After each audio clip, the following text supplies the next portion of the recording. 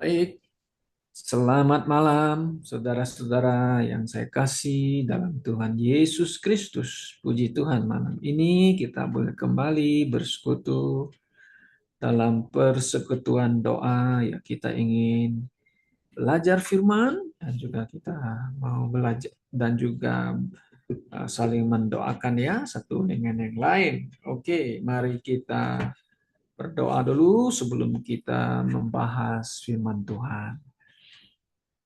Segala puji, syukur, hormat kami naikkan kepada Bapa kami yang di surga, yang kami kenal, yang kami sembah di dalam nama Yesus Kristus.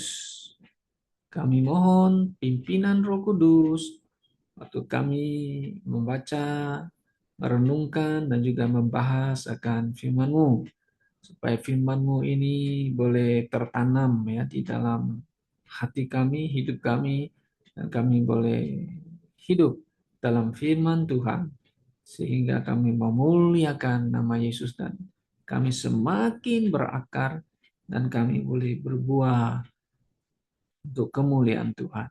Berkati persekutuan doa malam ini di dalam nama Yesus kami berdoa.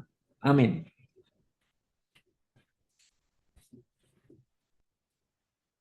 Ya, saudara, kita telah membahas ya atau mempelajari surat Petrus pasal 1, pasal 2, kita masuk ke pasal 3. Di pasal yang ketiga kita belum selesai. Masih ada beberapa ayat yang harus kita selesaikan di pasal yang ketiga, yaitu di ayat yang ke-18 sampai ayat yang ke-20.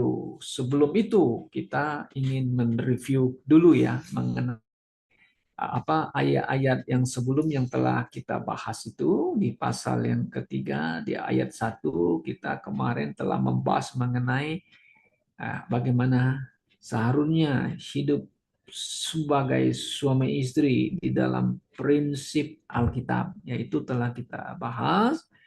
Ya, istri harus tunduk kepada suami, ya seperti gereja tunduk kepada kepala gereja yaitu Yesus Kristus. Ya, istri dalam hubungan suami dia adalah seorang yang penolong suami ya, ya pendamping suami, dia ada teman hidup istri. Nah, istri tentu harus bersaksi atau menyatakan hidup imannya kepada suaminya. Kalau suaminya belum percaya Tuhan, dia harus hidup soleh, jangan seperti wanita-wanita dunia yang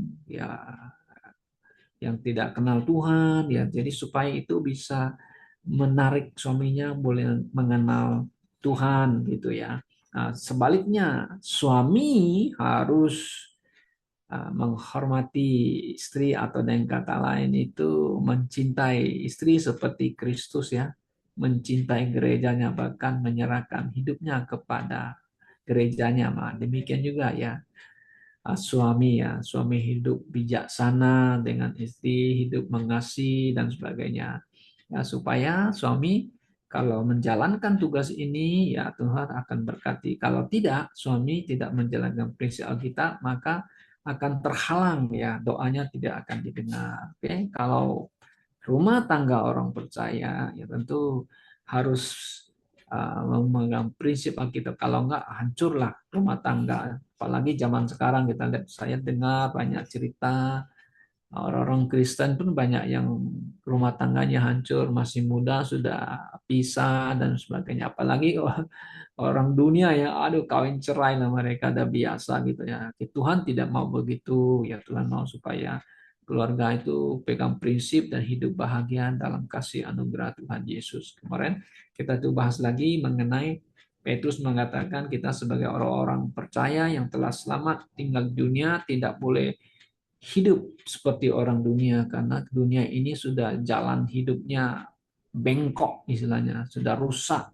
Nah, kita tidak mau lagi hidup, bukan kita mau, kita tidak boleh hidup seperti mereka. Jadi harus menjadi terang, harus menjadi seperti bintang yang bercahaya di tengah-tengah dunia penuh kegelapan. Itu yang kita telah bahas. Kemudian kita juga telah bahas di ayat 13-17 itu dunia yang penuh dengan kesulitan, dunia penuh dengan problema dan macam-macam yang tidak baik-baik. Nah, Petrus mengingatkan orang kita perlu sabar, sabar dalam penderitaan. Banyak orang Kristen dianiaya, orang Kristen diperlakukan dengan tidak adil, supaya kita perlu sabar. Nah, ini ajaran Paulus, ajaran Petrus kepada orang percaya. Nah, sekarang kita masuk ke dalam ayat yang ke-18. Mari kita baca. Hai kamu, sorry, lah yang 18 ini ya, pasal 3 ya ayat 18.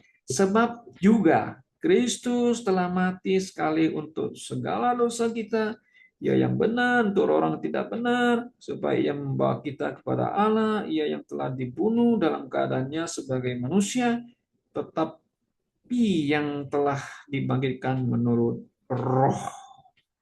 Nah, saudara, kalau kita perhatikan tulisan suratnya Petrus ya, bahwa suratnya penuh dengan doktrin yang dasar iman kita dan juga praktikal juga ya dia tekankan gitu ya. Nah, di sini dia tekankan mengenai dasar doktrin iman orang Kristen ya, mengenai Yesus kita. Yesus yang bagaimana? Nah, so dia telah menjelaskan juga di pasal yang kedua ayat 21 sampai ayat yang ke-25. Kristus telah menderita. Menderita karena kita.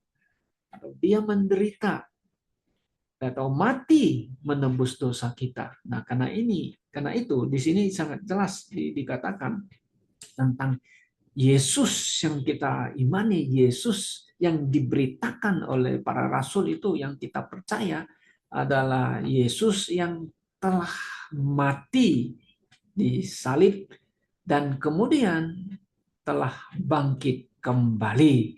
Yang seperti yang kita baca di ayat 18 ya, telah dibangkitkan menurut roh. Nanya. Nah, jangan salah paham. Wah, orang bilang, ya kan Yesus kan nggak bangkit secara rohani kan? Tidak bangkit secara badani kan? Membangkit secara roh. Ini dipakai oleh ayat oleh orang-orang yang lain. Kalau terjemahannya kan made alive, seharusnya make alive, dihidupkan oleh roh. Betul. Ya, artinya Allah ya dengan kuasanya ya bangkitkan Yesus yang telah mati itu. Nah, ini adalah inti dari pemberitaan Injil Yesus Kristus. Nah, kalau kita bandingkan dengan Rasul Paulus, nah ini kedua rasul ini sangat match mengenai pribadi Yesus yang telah mati dan bangkit kembali. Nah, saudara kalau baca di 1 Korintus 15 ayat 1 sampai 5 di sana dikhususkan yang inti yang telah kuberitakan oleh Injil Yesus Kristus tentang Yesus yang mati dan bangkit lagi sesuai dengan kitab Yunus. Nah, kalau Yesus tidak dibangkitkan maka sia-sialah pemberitaan kita. Nah, di ayat 17 dari 1 Korintus pasal 15. Oke. Jadi, kematian Kristus penting. Oh ya, mencurahkan darahnya ya, makanya membenarkan kita. Ketika kita percaya kepada Yesus yang telah mati, maka kita dibenarkan, bukan perbuatan kita, tapi karena kita beriman percaya kepada Yesus, kita dibenarkan sesuai dengan Roma 3:24 kita dibenarkan. Kemudian di Roma pasal 5 ayat 1 kita dibenarkan. Bukan karena kita melakukan hukum Taurat, tapi karena iman kita kepada Yesus Kristus. Nah, kematian Kristus yang Paulus tekankan di sini adalah di mana dia mati sebagai substitusi.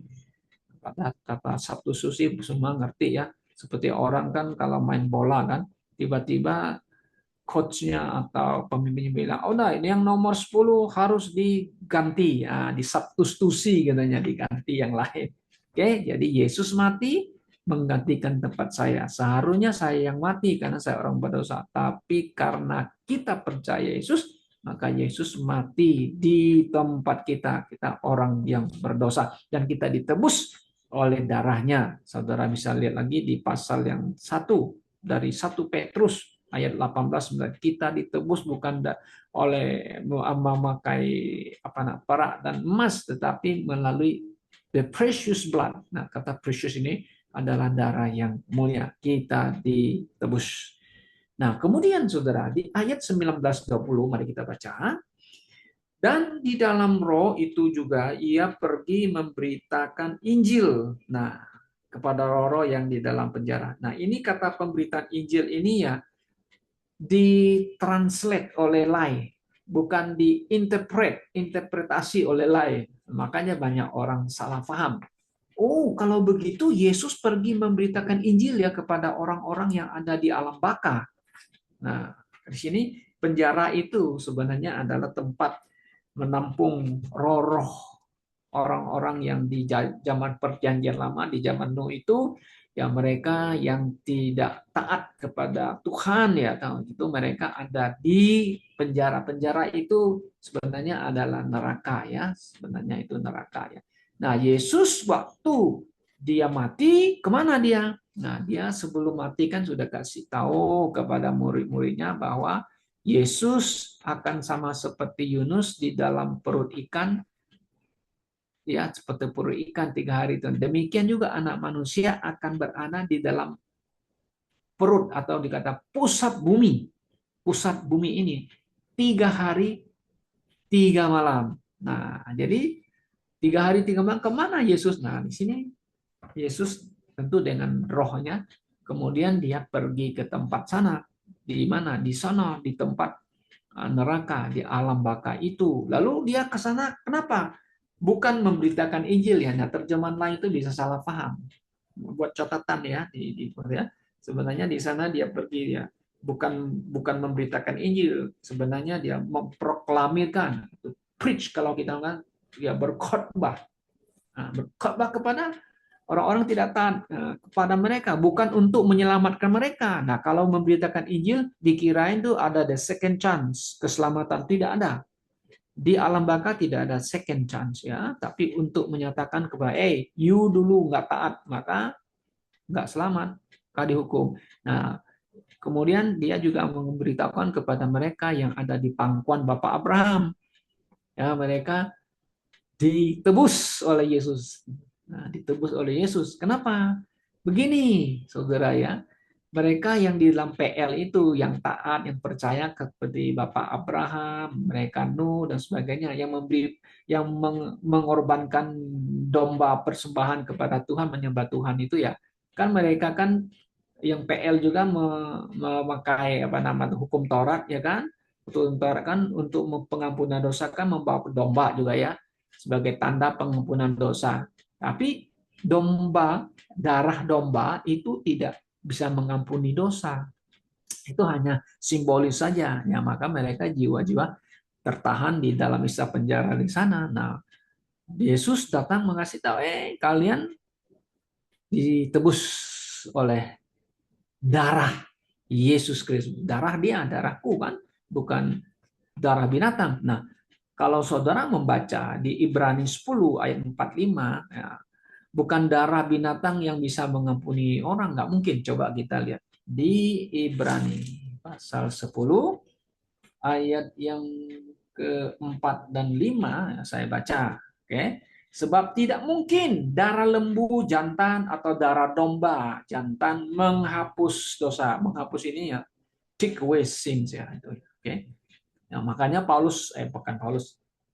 Yohanes Pembaptis, lihatlah anak domba, ya yang menghapus dosa dunia. Nah, anak domba itu Yesus Kristus, bukan domba itu yang mereka persembahkan di PL itu yang mengampuni dosa, tapi Yesus Kristus, darahnya yang mengampuni dosa kita. Oke. Nah, coba kita lihat lagi ayat yang ke-20 di dalam 1 Korintus pasal 3 tadi. Coba kita kembali. Oke. Jadi ayat 20, yaitu kepada roh-roh mereka yang dahulu pada waktu Nuh tidak taat, ya sudah jelas. Ketika Allah tetap menanti dengan sabar waktu Nuh sedang mempersiapkan baterainya, di mana hanya sedikit, yaitu 8 orang yang diselamatkan oleh air bah itu. Nah, jadi Apa yang Paulus ingin tekankan di sini ya? Itu mereka diberi kesempatan di zaman Nuh supaya mereka bertobat percaya Tuhan ya seperti Nuh, tapi mereka tidak mau. Hanya sedikit yang percaya dan mereka mati itu. Nah, jadi kata di sini sebenarnya apa yang Petrus mau tekankan di sini, saudara-saudara, adalah mengenai ketaatan. Orang yang percaya dan taat itu baru diselamatkan. Nah, ini adalah konsep keselamatan di dispensasi perjanjian lama. Nah, kita percaya itu ya, bahwa dispensasi keselamatan di PL itu kalau Anda mau selamat harus dengan iman dan works, artinya faith plus works. Artinya harus ada iman dan ketaatan. Makanya dia beriman, dia percaya, dia taat, dan dia selamatkan dengan keluarganya. Nah, kalau kita di konsep dispensasi anugerah zaman gereja, sekarang kita diselamatkan hanya karena iman saja, tidak ada plusnya, ya kan? Sangat jelas ya, itu bedanya di sini ya, saudara. Nah, ini banyak orang Kristen, orang para pengkhotbah, para nggak tahu itu. Pokoknya semuanya sama, perjanjian lama, perjanjian baru sama keselamatannya. Kita di sini beda, ya, bahwa kita diselamatkan karena iman kepada Yesus Kristus tanpa ada tambahan, ya, tidak ada namanya menurut tambah kebaikan kita. Oke. Nah, kalau saudara lihat lagi di ayat 21, juga kamu sekarang diselamatkan oleh kiasan, yaitu baptisan. Maksudnya bukan untuk membersihkan kenajisan jasmani, melainkan untuk memohonkan hati nurani yang baik kepada Allah oleh kebangkitan Yesus Kristus. Nah, jadi Nuh diselamatkan karena lambangnya apa? Air bah itu lambangnya baptisan ya. Nah, baptisan kita tidak menyelamatkan karena baptisan kita adalah satu lambang simbolis di mana kita mati bersama Kristus dan kita bangkit bersama dengan Kristus. Oke. Nah, itu tanda baptisan di mana makanya baptisan kita selalu dicelup, dimasukkan ke air ya. Itu adalah mati bersama Kristus, kemudian kita bangkit bersama dengan Kristus. Jadi, kalau kita mau cari spiritual pelajaran rohani itu ya, bisa selamat juga karena kasih karunia, betul, sudah kasih karunia juga yang dimana dia masuk ke dalam bahtera itu ya. Artinya anugerah itu ya, tapi karena usahanya dia kan bangun bahtera kan supaya dia selamat kan. Nah, ini hanya satu simbolis di mana kita ada di dalam Kristus, maka kita selamat karena kita iman kepada Yesus Kristus. Oke. Nah, jadi kesimpulannya hari ini pelajaran kita adalah bahwa Kristus mati menggantikan manusia berdosa. Oke, Yesus telah mati dan dia telah bangkit kembali, menyatakan dia adalah hidup. Sungguh hidup, yes, kita mengatakan. Nah, Kristus bangkit adalah memenangkan atas kuasa dosa. Saudara bisa baca itu di 1 Korintus 15, 12, 17. Nah, di manakah sengatmu maut? Maut, di mana kuasamu maut? Karena Tuhan Yesus telah mengalahkan maut. Oke. Kemudian eh, zaman Nuh keselamatan diberikan kepada orang yang percaya dan taat. Tapi sekarang Yesus datang, dia telah mati dan bangkit. Tiap orang yang percaya saja kepada Yesus, tentu percaya ini harus pakai apa? Memenuhi syarat yang ditulis di Roma 10:9 ayat 10. Dengan hati kita percaya Yesus yang telah mati itu bangkit, dan dengan mulut kita mengakui Yesus itu adalah Tuhan. Oke. Nah, kemudian saudara, kita lihat yang ayat 22 terakhir di 1 Petrus 3 itu, yang duduk di sebelah kanan Allah setelah ia naik ke surga sesudah segala malaikat kuasa dan kekuasaan ditakluk kepadanya. Dia duduk di sebelah kanan, ya kan? Jadi Kristus telah mati, bangkit, naik ke surga, maka dia duduk di sebelah kanan Allah Bapa. Nah, sampai hari ini dia masih di sana, yes. Tapi satu hari dia akan datang, ya, menjemput orang-orang yang telah ditebus oleh darah Yesus Kristus, yaitu gerejanya. Ya, nah kapan dia datang? Kita tidak tahu. Kapan terjadi rapture? Nah, kita tidak tahu. Tapi satu hari dia akan datang, di mana gereja akan di-rapture, bertemu dengan Tuhan di angkasa. Kiranya Tuhan memberkati ya, pelajaran kita malam hari ini, supaya kita mendapatkan pengajaran ini dan kita boleh aplikasikan dalam hidup kita. Tuhan memberkati kita semuanya. Amin.